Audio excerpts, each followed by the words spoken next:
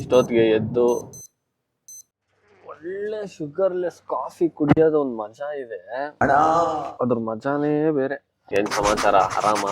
Life ಅಲ್ಲಿ ಎಲ್ಲಾ ಚೆನ್ನಾಗಿರುತ್ತೆ, ಒಳ್ಳೆ ಕೆಲ್ಸ, ಒಳ್ಳೆ ಇನ್ಕಮ್, ಅದ್ರ ತಕ್ಕಂಗೆ ಒಂದ್ ಸ್ವಲ್ಪ ಕಮಿಟ್ಮೆಂಟ್ಸ್, ಲೈಫ್ ಸ್ಮೂತ್ ಆಗಿ ಹೋಗ್ತಾ ಇರುತ್ತೆ, ಯಾವ್ದು ಪ್ರಾಬ್ಲಮ್ ಇರಲ್ಲ. ಬಟ್ ಏನು ಹೊಸಾದ್ ಅನ್ನೋ ತರ ಏನು ಇರ್ತಾ ಇರ್ಲಿಲ್ಲ.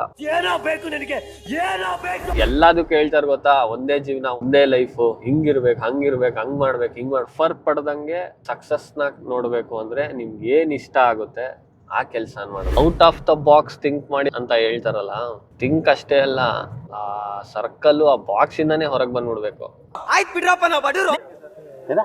ನಮ್ಮ ಮನೆಯವ್ರೇನ್ ಕೋಟಿ ಮಾಡಿ ಇಟ್ಟಿಲ್ಲ, ಆಸ್ತಿ ಮಾಡಿ ಇಟ್ಟಿಲ್ಲ, ಹಂಗಂತ ಹೇಳಿ ನಾನು ರುಟೀನ್ ಲೈಫ್ ಬಾಳ್ತೀನಿ ಅಂದ್ರೆ ಅದಕ್ಕೆ ಅರ್ಥನೇ ಇಲ್ಲ ಅನ್ಸ್ಬಿಡುತ್ತೆ. ನಾನೇನಕ್ಕೆ ಇಷ್ಟೆಲ್ಲ ಹೇಳ್ತಾ ಇದ್ದೀನಿ ಅಂದ್ರೆ, ಇವತ್ತು ನಾನು ನನ್ನ ಜಾಬ್ ನ ಕ್ವಿಟ್ ಮಾಡಿ ನಾನು ಏನ್ ಆಗ್ಬೇಕು, ನಾನು ಏನ್ ಮಾಡ್ಬೇಕು ಅನ್ಕೊಂಡಿರೋದನ್ನ ಮಾಡ್ಬೇಕು ಅಂತ ಹೊರಟಿದ್ದೀನಿ.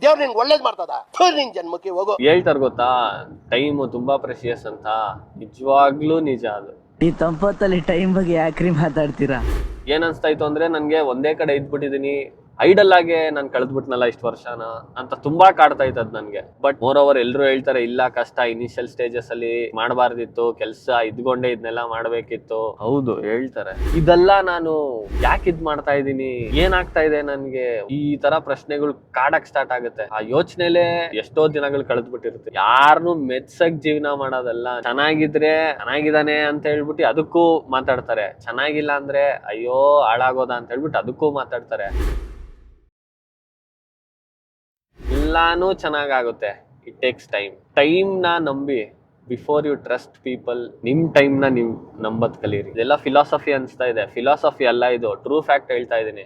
First and the four most thing ಏನ್ ಗೊತ್ತಾ, ಅವತ್ತಾದ್ರೂ ನಿಮ್ ಬರ್ಡೇಗೆ ನೀವು ನಿಮ್ಗೆ ವಿಶ್ ಮಾಡ್ಕೊಂಡಿದ್ದೀರಾ, ಮಾಡಿ, ಚೆನ್ನಾಗಿರುತ್ತೆ. I wish my self a very happy birthday. ನಾನು ಹುಟ್ಟಿದ ದಿನ ಮರ ನೆಡ್ತಾ ಇದ್ದೀನಿ. ಪ್ರತಿ ವರ್ಷ ಈ ದಿನ ನಾನು ಈ ಕೆಲಸ ಮಾಡ್ಬೇಕು ಅಂತ ಎಷ್ಟೋ ಸಲ ಪ್ರಯತ್ನ ಪಟ್ಟೆ, ಬಟ್ ಅದಾಗ್ತಾ ಇರ್ಲಿಲ್ಲ. ಇನ್ಫ್ಯಾಕ್ಟ್ ಈ ವರ್ಷ ಮಾಡ್ತಾ ಇದ್ದೀನಿ. ಇದಕ್ಕೆ ದಿಗಂತ್ ಅಂತ ಹೆಸರಿಡ್ತಾ ಇದ್ದೀನಿ. ನಾನಿರೋವರೆಗೂ ಇದನ್ನ ಸಾಕ್ತೀನಿ, ನೋಡ್ಕೋತೀನಿ. ನನ್ನ ಇದೊಂದು ಸಣ್ಣ ಆಸೆಗೆ ಇಷ್ಟು ವರ್ಷ ಬೇಕಾಗಿತ್ತು. ಶೋಕಿ ಅಲ್ಲ, ಒಂದು ಆಸೆ. ಹಂಗೆ ಭೂಮಿ ತಾಯಿಗೂ ಒಂದು ಬೇಡಿಕೆ, ನಮಗೂ ಒಲಿಲಿ ಅಂತ. ಅಂಡ್ ಇಷ್ಟು ವರ್ಷ ಬರ್ಡೇ ಅನ್ನೋದು ಬೇರೆ ತರ ಆಯ್ತು. ಸೊ ಇನ್ ಮುಂದೆ ಇನ್ನೂ ಚೆನ್ನಾಗಿರುತ್ತೆ, ಇನ್ನೂ ಅಡ್ವೆಂಚರಸ್ ಆಗಿರುತ್ತೆ, ಇನ್ನೂ ಖುಷಿ ಆಗಿರುತ್ತೆ. ನನ್ ಖುಷಿ ಜೊತೆ ಒಂದಷ್ಟು ಜನದ ಖುಷಿನೂ ಮ್ಯಾಟರ್ ಆಗುತ್ತೆ ನನ್ಗೆ. ಇನ್ ಮುಂದೆ ಸಣ್ಣದಾಗ ಒಂದು ಅಚೀವ್ಮೆಂಟ್ ಮಾಡ್ಬೇಕು ಅನ್ಕೊಂಡಿದೀನಿ. ಸಣ್ಣದಾಗ ಸಾಕು, ನನ್ಗೆ ತೃಪ್ತಿ, ಆತ್ಮ ತೃಪ್ತಿಗೋಸ್ಕರ, ಜನಕ್ಕಲ್ಲ, ಇನ್ನೊಬ್ರಿಗೋಸ್ಕರ ಅಲ್ಲ, ನನ್ಗೋಸ್ಕರ. I want to live my life very happily, my family and my people. ಯಾರು ಬರಲ್ಲ ಅಂತಾರಲ್ಲ, ಆಗ್ತಾರೆ. ಯಾರು ಗೊತ್ತಾ? ಫ್ಯಾಮಿಲಿ. ನಿಮ್ ಕಷ್ಟನ, ನಿಮ್ ನೋವ್ನ, ನಿಮ್ ಮನ್ಸಲ್ಲಿರೋದನ್ನ ಒಂದ್ಸಲ ಮನೆಯವ್ರ ಹತ್ರ ಕೂತ್ ಮಾತಾಡಿ, ಅದೊಂದು ರಿಲೀಫ್ ಸಿಗುತ್ತೆ ಗೊತ್ತಾ.